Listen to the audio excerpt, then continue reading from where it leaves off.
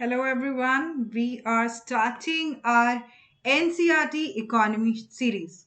So NCERT economy बहुत ज़्यादा important हो जाता है आपके लिए जब आप यूपीएससी की बात करते हो, specially state PCS and UPSC. क्योंकि क्या होता है ना, हमने देखा है पीवाईक्यूज में बहुत बार direct questions are being asked. Let me check once.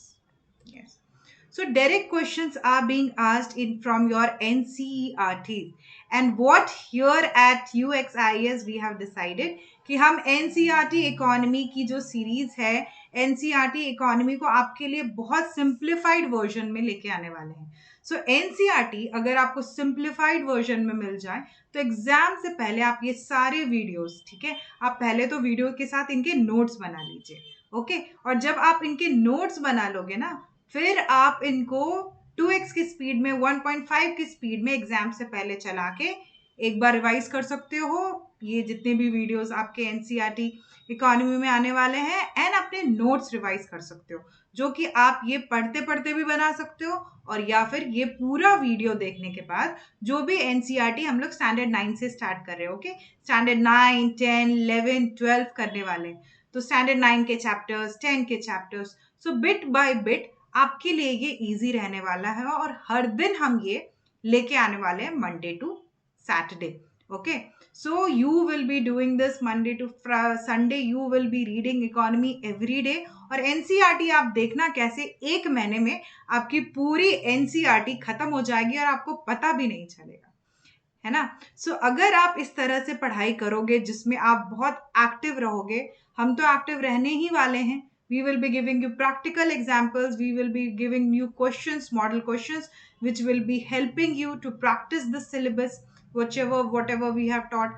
Apart from that, we will be giving you government schemes which are related to this. क्योंकि इकोनॉमी में अगेन हम जानते हैं कि गवर्नमेंट स्कीम्स बहुत इंपॉर्टेंट हो जाते हैं।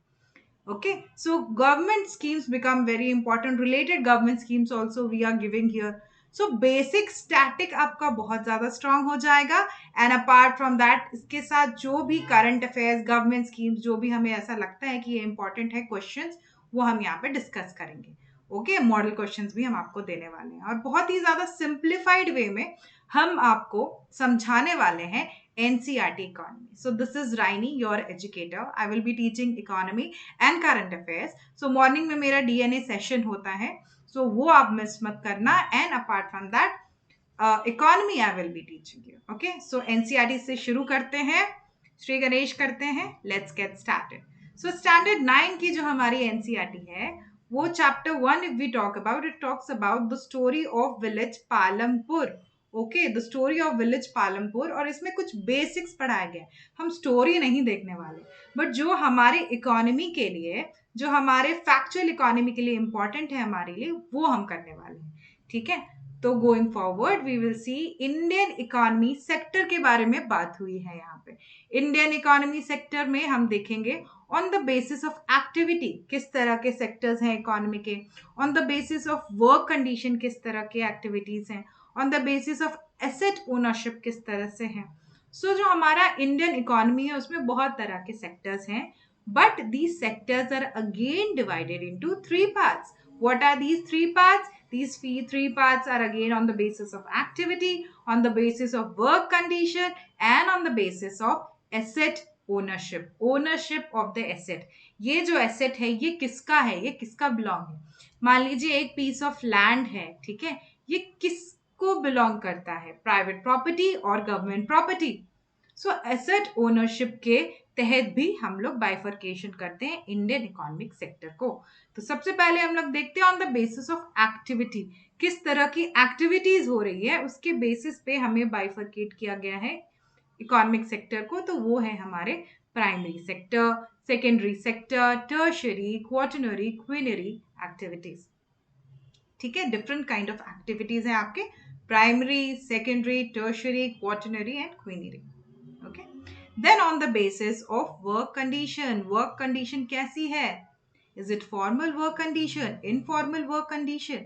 देन ऑर्गेनाइज सेक्टर आता है और अनऑर्गेनाइज सेक्टर आता है। ऑर्गेनाइज सेक्टर कौन सा होता है, जिसमें आप देखोगे कि जिसमें वहां पर बहुत सारे एम्प्लॉयज हैं। अगर ले मैन टर्म में बात करें, बहुत सारे एम्प्लॉयज हैं, उनके रूल्स एंड रेगुलेशंस फिक्स्ड हैं, उनकी सैलरी फिक्स्ड है, ठीक है, उनको बहुत सारे लेबर लॉज भी मिलते हैं, उनको बहुत सारे लेबर राइट्स मिलते हैं, उनको छुट्टियां मिलती हैं, उनका पर डे आवर बेसिस वो रहता है, सेलेक्टेड रहता है that you have to work from 9 to 5, you have to work for 8 hours, you have to work for 10 hours a day, fixed रहता है। बट अनऑर्गेनाइज सेक्टर में ऐसा नहीं होता है, neither the pay is fixed nor they get which people get in organise sector, the PF they don't get. So unorganise sector क्या हो जाता है, आप देख सकते हो जो वेंडर्स हैं या जो खुद की अपनी बिजनेस स्टार्ट कर रहे हैं, ठीक है, जो हमारी मदर्स हो गई, ठीक है, मदर्स हो गई, वो अगर कल को जाके कुछ ईटरी शुरू करती हैं, अपना बिजनेस शुरू करती हैं, ठीक है, वो कुछ ईटरी बिजनेस शुरू करती हैं, कुछ हैंडीक्राफ्ट बिजनेस शुरू करती हैं, वो अनऑर्गेनाइज सेक्टर में आता है, ठीक है। खुद से अगर कोई अपना बिजनेस शुरू करे या फिर वो बिजनेस जो किसी ऑर्गेनाइजेशन के अंदर नहीं है, ठीक है, that is unorganise sector. Now on the basis of asset ownership, अब एसेट किसका है, या तो पब्लिक सेक्टर का है या तो प्राइवेट सेक्टर का है, ठीक है। पब्लिक सेक्टर में अगर हम लोग बात करें तो क्या है पब्लिक सेक्टर, सबसे पहले अगर मैं आपसे पूछूं कि पब्लिक सेक्टर अगर आपके दिमाग में आता तो क्या आता है, ये तो पब्लिक प्रॉपर्टी है। क्या है पब्लिक प्रॉपर्टी, पब्लिक प्रॉपर्टी जैसे आपके बसेस, ठीक है, आपके बसेस हो गए, जो गवर्नमेंट रन बसेस चलते हैं, ठीक है, बसेस चलते हैं। प्राइवेट प्रॉपर्टी में आ जाएगा आपका पर्सनल कार, आपके पर्सनल स्कूटी, आपकी पर्सनल साइकिल, ठीक है। पब्लिक प्रॉपर्टी में आपके आ जाएंगे मेट्रो ट्रेन, रेलवेज आ जाएंगे। तो इसी तरह से बाइफरकेटेड है, ये जो पूरा इकोनॉमिक सेक्टर है ये बाइफरकेटेड है अलग अलग डिवीजन में। अब अगर हम प्राइमरी सेक्टर की बात करें, primary sector again is divided into agriculture, forestry, fishing, mining, coaling. So ये सारी जो चीजें हैं ना आपकी, ये सारी चीजें आपकी आती हैं प्राइमरी सेक्टर में। तो प्राइमरी सेक्टर में अगर हम बात करें कि प्राइमरी सेक्टर में क्या हो रहा है, क्या है प्राइमरी सेक्टर, तो प्राइमरी सेक्टर में आपके आते हैं रॉ मटेरियल्स। क्या आते हैं, raw materials. Raw materials majorly जो भी इन सेक्टर से आ रहा है, फॉरेस्ट्री से, फिशिंग से, माइनिंग से, एग्रीकल्चर से, एलाइड सेक्टर से, ये सारे आपके किस में जा रहे हैं, प्राइमरी सेक्टर में। और आगे जाके हम ये भी देखने वाले हैं कि गवर्नमेंट किस तरह के स्कीम्स ला रही है प्राइमरी सेक्टर डेवलपमेंट के लिए। प्राइमरी सेक्टर के एग्जाम्पल्स अगर आपको हम बोलें तो क्या क्या एग्जाम्पल्स हो सकते हैं, बताइए। प्राइमरी सेक्टर्स में जैसे डेयरी प्रोडक्ट में अगर हमने बात की तो एग्स हो गए, ठीक है, वेजिटेबल्स हो गए, देन योर ऑर्नामेंटल फ्लावर्स हो गए, okay, all these things, fishery, mining, all these things, agriculture products comes under your primary sector. So primary sector is huge. तो आपको क्या लगता है इंडिया में प्राइमरी सेक्टर इसका कंट्रीब्यूशन कितना होगा? Please comment us below and this is a homework also for you all कि प्राइमरी सेक्टर हमारे इंडिया में कितना कंट्रीब्यूट कर रहा है, ठीक है, जीडीपी को। प्राइमरी सेक्टर से हमें कितना फायदा हो रहा है, प्राइमरी सेक्टर में हम लोग क्या क्या चीजें हैं, ठीक है, अपार्ट फ्रॉम दोज जो आपको पिक्चर्स में दिख रहे हैं, प्राइमरी सेक्टर में और क्या क्या आता है। ये आपका होमवर्क है, ये आप जाके इस पे स्टडी करो, सर्च करो, अलग अलग आपको इमेजेस मिलेंगे, उसको स्टडी करो और हमें कमेंट करो अगर आपको कुछ समझ में नहीं आता है, ठीक है। तो इंडिया में प्राइमरी सेक्टर जैसे देखा जाए बहुत ज्यादा है, क्योंकि इंडिया में अगर आप देखो तो एग्रीकल्चर एलाइड सेक्टर्स जैसे आपके फिशिंग हो गए, डेयरी फार्मिंग हो गए, ये सारी चीजें काफी ह्यूज है, कैटल रेयरिंग हो गई, ठीक है, ये सारी जो इंडस्ट्री है इंडिया में काफी ह्यूज है। We all know that it's a huge industry. So agriculture के जो रॉ मटेरियल्स होते हैं, जो रॉ प्रोडक्ट्स होते हैं जो हमें मिलते हैं after agriculture, the fruits, vegetables, milk, eggs, chickens, meat, fish, mining से जो हमें रॉ मटेरियल्स मिलते हैं, ठीक है, गोल्ड, सिल्वर, डायमंड, और भी बहुत सारे रॉ मटेरियल्स हैं, और भी बहुत सारे मेटल मिनरल्स हैं जो हमें इंडिया में पाए जाते हैं। और सबसे ज्यादा अगर आप बात करो तो एग्रीकल्चर के बेसिस पे कौन सी स्टेट्स आपको ऐसी लग रही है कि हाई प्रोडक्टिव स्टेट्स हैं, जहां पर प्रोडक्टिविटी बहुत high? This is again a question for you and again a question is that कौन सी स्टेट आपकी बहुत ज्यादा मिनरल रिच है, मिनरल्स में बहुत ज्यादा रिच है? ये तो बहुत इजी है, बट इसका आंसर आपको हमें देना है। मिनरल रिच स्टेट का नाम बताना है। कौन सा है mineral rich state? Cobalt, mica, steel, coal, iron. None other than Jharkhand. Yes, वहां पर कोल आप देखोगे बहुत ज्यादा प्रोडक्शन होती है। वहां पर टाटा स्टील है, टाटा मोटर्स है, एंड जो ये टाटा का पूरा फर्म है वहाँ स्टैब्लिश्ड है। एंड उसके आसपास की जो रीजन है वहां भी आप कोल देखोगे, स्टील प्रोडक्शन देखोगे, ये बहुत हाई क्वांटिटी में होता है ना। सो ये सारी चीजें हमारी किस में आ रही हैं? प्राइमरी सेक्टर में। कोल हम लोग निकाल रहे हैं माइनिंग करके, फिर हम लोग माइका निकाल रहे हैं माइनिंग करके। ये सारा कुछ कहाँ मिल रहा है आपको? झारखंड में मिल रहा है। Jharkhand is again a very rich state in mineral, but still poverty prevails there. One of the reason of poverty prevailing in Bihar and in Jharkhand, although they are very fertile, although they are very rich, is corruption. And they don't have the proper channels to export and sell their products. Proper channel अगर नहीं होता है तो that is also something very difficult for you to sell your product in the market. अगर आपने कुछ उगा लिया, ठीक है, मान लीजिए आपने फिशिंग करके बहुत सारे फिशेस ले आए, लेकिन अगर आप इसको बेच ही नहीं पाओगे तो क्या फायदा? जब आप इसे बेच ही नहीं पाओगे तो फायदा क्या? है ना, आप अपने लिए कितना कुछ करने वाले हो। आपको सरप्लस वैल्यू भी होने वाला है, और जब आप सरप्लस होगा तो उसको आप सेल करोगे मार्केट में। So that is a concern. So primary sector is directly concerned with the natural resources of the country, which is very clear. And it is concerned with the extraction of raw materials. So raw materials primary sector जैसे ही आपके दिमाग में आता है तो raw material आपके दिमाग में आना चाहिए कि raw material के बारे में बात हो रही है। ठीक है, और वो raw material एग्रीकल्चर से आए, फॉरेस्ट्री से आए, फिशिंग से आए, माइनिंग से आए, ये सारे raw materials आपके प्राइमरी सेक्टर के अंदर ही आते हैं। Now, amongst the primary sector, agriculture is the prominent occupation. अब प्राइमरी सेक्टर में भी अगर हम देखें तो सबसे ज्यादा जो चंक है ना, सबसे मेजर चंक यहाँ पर एग्रीकल्चर ही लिया हुआ है। ठीक है, एग्रीकल्चर ही लिया हुआ है, फिर आपके फॉरेस्ट, फिशिंग और माइनिंग आते हैं, but agriculture is the major chunk again in the primary sector. क्योंकि जो भी आपके फ्रूट्स, वेजिटेबल्स, आपके ग्रीन लीफी वेजिटेबल्स हो गए, ये सारे कुछ कहाँ से आ रहे हैं? एग्रीकल्चर से आ रहे हैं। Wheat, pulses, everything. Then again, the primary sector utilizes the natural resources and produces raw material and basic goods, which may be used in the industries or by the end users. So ये जो raw materials हैं, ये raw materials को या तो आप direct industry में cell करो, या आप इनको पैकेज कर दो, ठीक है, इन पे प्रोसेसिंग कर दो, फूड प्रोसेसिंग कर दो, उनको लेबल कर दो, पैकेज करके फिर फर्दर आप इसको इंडस्ट्री में यूज कर सकते हो। ठीक है, so it can be said that the primary sector serves as a basic sector, assigning the growth of secondary tertiary sector. So primary sector is something which helps in the growth of secondary sector and tertiary sector. अब हम आगे जाके ये भी देखेंगे कि secondary sector क्या है और टर्शियरी सेक्टर क्या है, ताकि ये आपको बहुत ज्यादा क्लियर हो जाए, और आगे जाके अगर आपके मेंस में भी आंसर आता है या प्रीलिम्स में भी आंसर आता है तो आप बहुत इजीली इसको आंसर कर सकते हो। ठीक है, बहुत आराम से आप आंसर कर सकते हो। अब आता है आपका सेकेंडरी सेक्टर। तो जो सेकेंडरी सेक्टर है ना स्टूडेंट्स, वो आपका मैन्युफैक्चरिंग सेक्टर है। As you can see in the image, this image से it very loudly that your secondary sector talks about the manufacturing sector, right? So manufacturing of finished goods and tangible products. अब ये tangible products क्या है और intangible products क्या है? Tangible is something which you can touch. ठीक है, जैसे ये है, जैसे आपका ये specs हो गया, you can touch it, right? You can touch it. So ये tangible product. So the secondary sector performs the vital role of catering to the needs of potential consumers of the nation.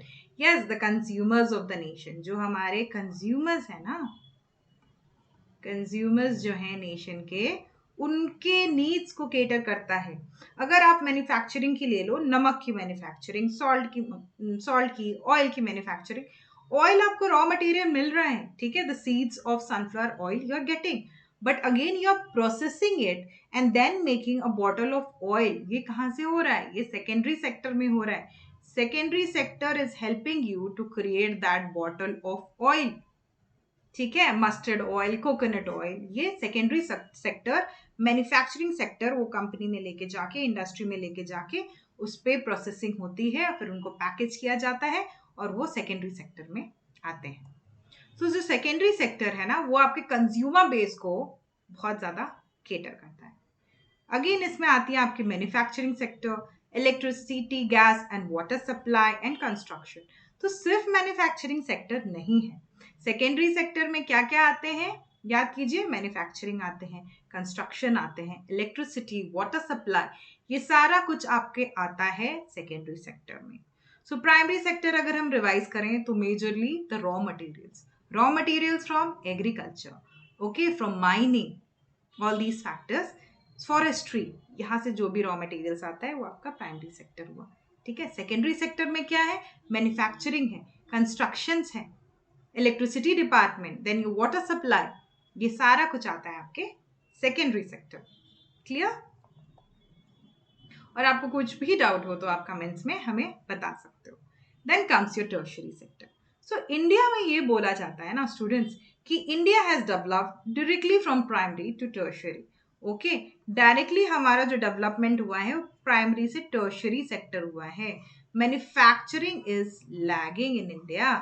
Manufacturing ऐसे process क्या होता है ना कि primary आप पहले develop कर रहे हो, फिर मैन्युफैक्चरिंग कर रहे हो, दैट इज सेकेंडरी सेक्टर, और उसके बाद टर्शियरी आ रहा है। बट इंडिया में क्या हुआ कि हमारा आईटी बूम हुआ है। ठीक है, हमारा आईटी स्ट्रक्चर इतना ज्यादा बूम हुआ है, the IT services, okay, all these things have developed so much in India that directly from the primary sector growth, we have growth tremendously in the tertiary sector.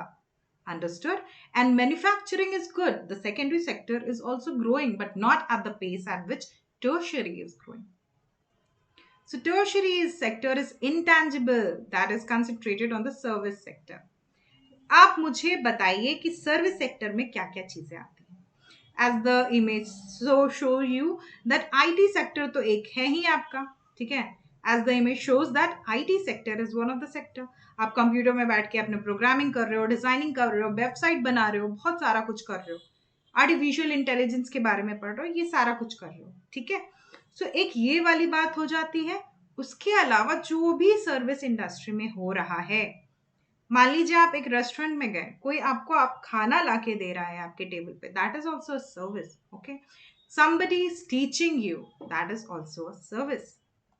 So broad अगर हम देखें tertiary sector में सिर्फ IT sector नहीं है, सिर्फ IT sector computer के सामने जो लोग जॉब करते हैं सिर्फ वो नहीं है टर्शियरी सेक्टर में।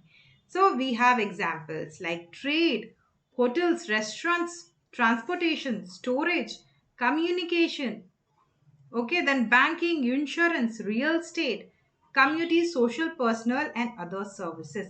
community service भी आते हैं आपके tertiary service sector में। ठीक है, तो क्या क्या सेक्टर्स हैं आपके tertiary के अंदर? you have trade, hotels, restaurants, then you have transportation, you have storage, you have communication, financing, banking, insurance, then you have real estate, business services, then you have community, social, personal and other services.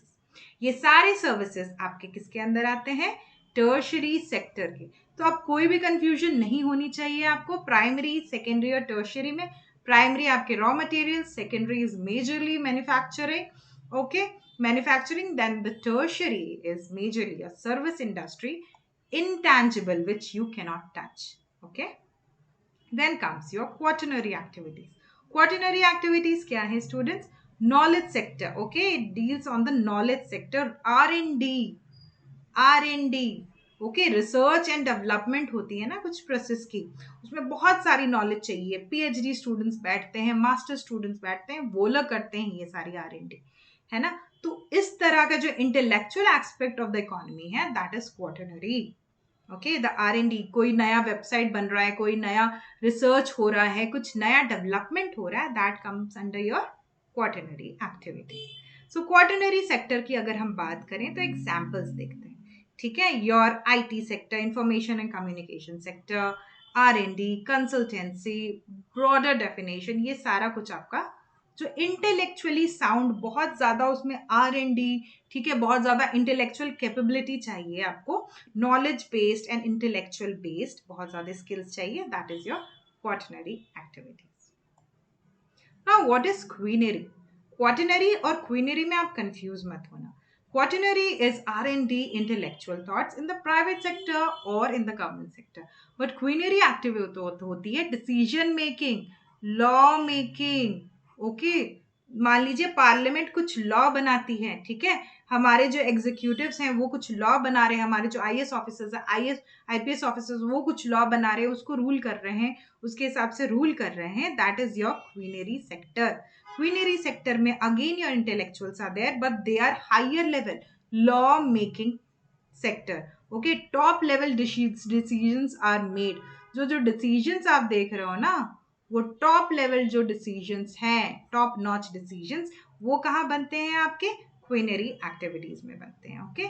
It comprises the top decision making in industry, commerce and also education sector. Education sector में भी top decision making, industry sector में, commerce sector में, सिर्फ government sector में नहीं, ये सारे sector में, ठीक है, जो हाईएस्ट डिसीजन मेकर होता है that comes under your quinary activity. Now अगर हम एनसीईआरटी पढ़ते हैं तो हमें बहुत सारी ऐसे टर्म्स मिलते हैं जिनका एक्सप्लेनेशन हमें जानना बहुत ज्यादा जरूरी है। तो ना ऑर्गेनाइजेशन ऑफ प्रोडक्शन है हमारे एनसीईआरटी क्लास 9 चैप्टर 1 में, जो हमें बताता है requirements for production of goods and services. जब भी आप कोई गुड्स और सर्विसेज क्रिएट करना चाहते हो, कोई भी गुड्स एंड सर्विसेज आप देना चाहते हो, तो आपको ये सारी चीजों की जरूरत पड़ेगी। कौन सी सारी चीजों की जरूरत पड़ेगी?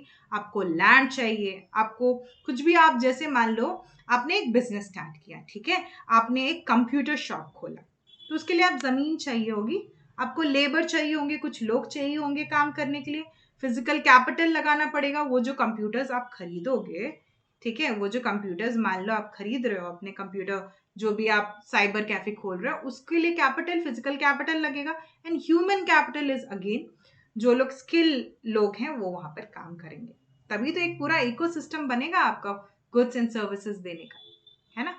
सो ये आपका एक बहुत बेहतरीन एग्जाम्पल है जिसमें आप ये समझ सकते हो बहुत इजीली।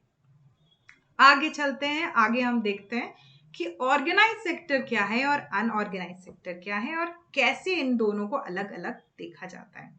तो क्लियर पिक्चर हम लेके आए हैं आपके लिए। Organise sector, workers have job security, ठीक है, workers get regular monthly salary, rules and regulations are followed here, workers get benefits like provident fund, PF जिसको बोलते हैं, paid leaves and medical benefits, working hours are fixed. ये हमने पहले भी बात की थी कि वर्किंग आवर्स यहाँ पर फिक्स्ड रहती है। It is called the organise sector because it has formal processes and procedure.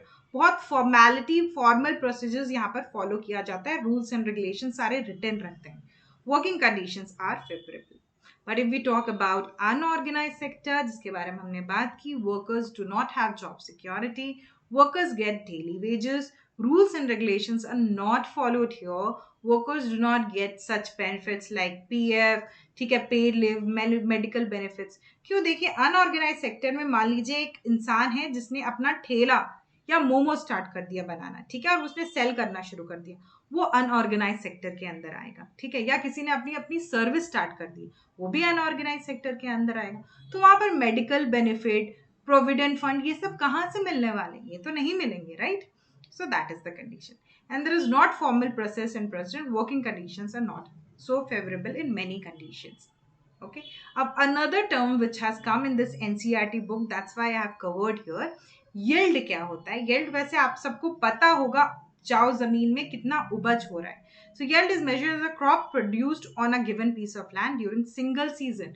So single season, see देखिए यूपीएससी बहुत बार ऐसा करता है ना कि they take direct questions from the NCERTs and they take these words which are confusing. तो एक single season में आपकी कितनी प्रोडक्शन हो रही है from a piece of land, that is your yield. Understood? So एक सिंगल सीजन में एक पीस ऑफ लैंड से आपका कितना प्रोडक्शन हो रहा है, दैट इज यील्ड। कंफ्यूजन चली गई आपकी? Now how yielding, high yielding variety of seeds. So after independence we have seen that कि इंडिया को बहुत ज़्यादा ज़रूरत पड़ गई ग्रीन रेवोल्यूशन। तो लेट 1960s में हमने देखा कि हम लेके आए ग्रीन रेवोल्यूशन। और ग्रीन रेवोल्यूशन में क्या यूज़ हुआ? High yielding varieties of seeds. ये high yielding varieties of seeds हैं क्या? ये जो भी आपके यील्ड है ना, उसको ज़्यादा प्रोडक्शन करने में आपकी सहायता करते हैं। ठीक है, सो इसमें आपको ज़्यादा फर्टिलाइजर, वाटर, ये सारा न्यूट्रिशन लेवल भी आपको ज़्यादा डालना पड़ता है। Okay, so high yielding variety seeds plenty of water, chemical fertilizers, pesticide to produce the best result. So HYV, high yielding variety of seeds जो हैं वो आपके ज़्यादा पानी लेते हैं, ज़्यादा फर्टिलाइजर्स लेते हैं, ज़्यादा पेस्टिसाइड्स लेते हैं। और इसके कारण हमने ये भी देखा कि high yielding variety of seeds जब ग्रीन रेवोल्यूशन में यूज हो रहा था 1960s में, तब वहां पर बहुत ज़्यादा लैंड डिग्रेडेशन हो रहा था, लैंड वॉज गेटिंग डिग्रेडेड। सो एक ये बहुत बड़ा कंसर्न जो हो रहा था कि land was getting degraded was one of the concern of high yielding varieties of seeds, जिससे येल्ड तो बढ़ जा रहा है, आपका प्रोडक्शन तो बढ़ जा रहा है। ठीक है, एक पीस ऑफ लैंड्स में आप ज्यादा से ज्यादा गेहूं, ज्यादा से ज्यादा अनाज उगा पा रहे हो, बट प्रॉब्लम क्या है? डिग्रेडेशन। जो क्वालिटी ऑफ द सॉइल है that is getting degraded, bad हो रही है quality. Okay, so this was one of the thing, and पानी बहुत सारा चाहिए, केमिकल फर्टिलाइजर्स चाहिए, high yielding varieties of seeds चाहिए थे। चलिए अब हम क्विक रिकैप करते हैं, क्योंकि कुछ भी अगर हम पढ़ रहे हैं तो उसके एग्जाम्पल्स तो हमारे हाथ में रहने चाहिए, फिंगर टिप्स पे रहने चाहिए। क्यों फिंगर टिप्स पे रहना चाहिए? अगर आपके प्रीलिम्स में आपको पता है ना कितना कम टाइम मिलता है सोचने के लिए, तो अगर आप जब कोई भी सब्जेक्ट पढ़ रहे हो और उसके एग्जाम्पल्स आपके दिमाग में है, मतलब it will come like this, so कितना अच्छा रहेगा। सो हम ये कोशिश करते हैं हमारे इकोनॉमी वीडियोस में भी, और जो भी हम पढ़ाएंगे यहाँ पे, कोशिश करते हैं कि आपके प्रैक्टिकल एग्जाम्पल्स वो थ्योरेटिकल मैटर से हमेशा अटैच्ड रहे। प्रैक्टिकल एग्जाम्पल जो आपके दिमाग में तुरंत से क्लिक करे। ठीक है, सो प्राइमरी सेक्टर हमने पढ़ा, सेकेंडरी, टर्शरी, क्वाटरनरी, क्वीनरी। तो प्राइमरी सेक्टर की अगर हम बात करें तो क्या क्या हो सकता है? Agriculture in Punjab, wheat production, then fishing happening in Kerala, coal mining happening in Jharkhand, ये सब कुछ किस में आ रहा है? Primary sector. Secondary sector, Tata steel manufacturing in Jamshedpur, इसके बारे में हमने बात की थी। ऑटोमोबाइल प्रोडक्शन इन गुड़गांव, ये आपका सेकेंडरी सेक्टर। टर्शरी में online education platforms like Swayam portal, health care services like AIIMS, ये आपके टर्शरी। हॉस्पिटल्स जो भी बनते हैं, health care services, be it your AIIMS, be it your private institution, जो भी हॉस्पिटल्स हैं, डिस्पेंसरीज हैं, ये सब कौन से आपके टर्शरी सेक्टर में आते हैं। ओके, देन आपके आते हैं quaternary sector. Quaternary sector R and D, याद आया? R and D, research and development. Quaternary sector R and D, so ISRO's R and D in space tech, IIT's research lab, जो IIT institute है, NIT institute, उनके research lab में जो काम हो रहा है, that is your quaternary sector. ना क्वीनरी क्या है? NITI Aayog policy planning, parliament passing budget. So NITI Aayog कुछ प्लानिंग कर रही है, हमारा पार्लियामेंट कुछ बजट पास कर रहा है, ये किस में आ रहा है? आपका quinary sector. So all the sector, primary, secondary, tertiary, quaternary, quinary, clear है? कोई डाउट नहीं है? अगर कुछ डाउट है तो आप हमें कमेंट करोगे। ओके, देन गवर्नमेंट स्कीम्स के बारे में बात करते हैं, क्योंकि जब आप मेंस के आंसर्स लिखते हो ना, इकोनॉमी के मेंस के आंसर्स लिखते हो जीएस पेपर 3 में, तो आपको गवर्नमेंट स्कीम्स का भी मेंशन करना चाहिए स्टूडेंट्स। अगर आप गवर्नमेंट स्कीम्स के मेंशन करते हो तो आपको ब्राउनी पॉइंट्स मिलते हैं, क्योंकि आप बहुत अच्छे से स्टैटिक और डायनेमिक दोनों का यूज कर पा रहे हो अपने आंसर में। This is what examiner is looking for, this is what examiner is actually looking for.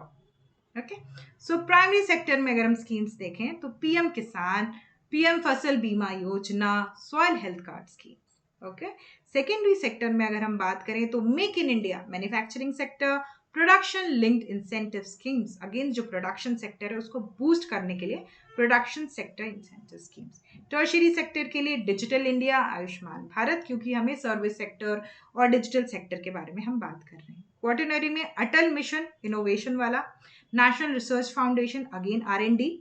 Quaternary government reforms mission Karmayogi, ये सारे आपके क्वीनरी में आते हैं।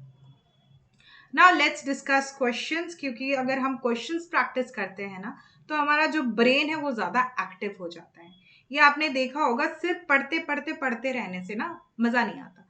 तो आप क्या करो ना, जब भी आप इकोनॉमिक्स कर रहे हो ना, तो इस तरह के मॉडल आंसर्स भी हम आपको, मॉडल क्वेश्चंस भी, एमसीक्यूज भी पूछने वाले हैं, वो आप कोशिश करो हमारे साथ आंसर देने की, ठीक है? और कमेंट्स में आप डालो कि इसका आंसर क्या होगा। Okay, so which of the following are part of veterinary sector? अभी पढ़ाया था मैंने आपको, देखते हैं। ISRO labs, government policy making, medical services in AIIMS. क्या लगता है, क्या है आंसर? बताइए।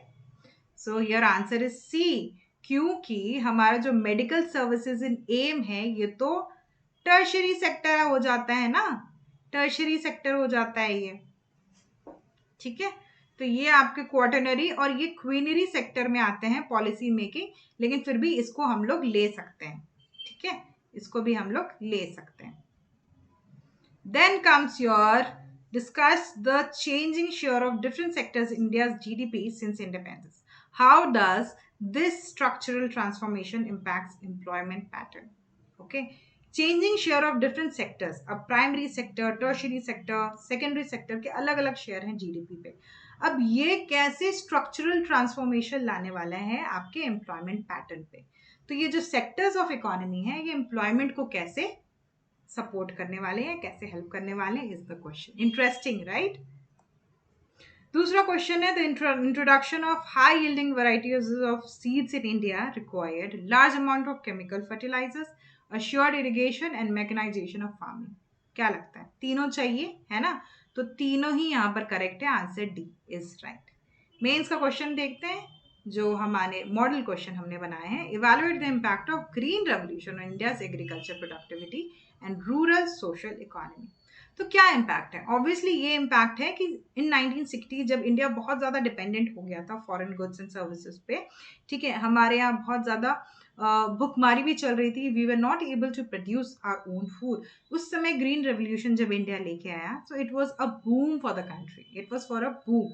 सो बहुत ज़्यादा ग्रोथ हुई हमारी कंट्री की, हमारे जो हंगर वाली जो कंडीशन है वो हंगर को हम केटर कर पाए, ठीक है, बहुत अच्छे से केटर कर पाए। तो ये काफ़ी हमें एग्रीकल्चर प्रोडक्टिविटी में तो बहुत हेल्प किया। But there are some adverse effects also. What adverse effects? Degradation of land happened, right? बहुत ज़्यादा excessive use of water, excessive use of fertiliser जब हम लोग लैंड पे करते हैं तो वो जो लैंड की क्वालिटी है वो खराब होने लगती है। तो ये भी हुआ था। Okay, students, that's all for now. I hope the topic was very clear. हम फिर से मिलेंगे आपसे NCERT क्लास 9 के चैप्टर 2 के साथ, and we will be completing this in within a month. Okay, and this is your educator Raini Simon. I will be teaching you at UXIAS. I will be teaching you economics and current affairs, and you will be getting daily news analysis from my side. Okay, so all these things. That's all for now. Stay tuned with us, students. Thank you.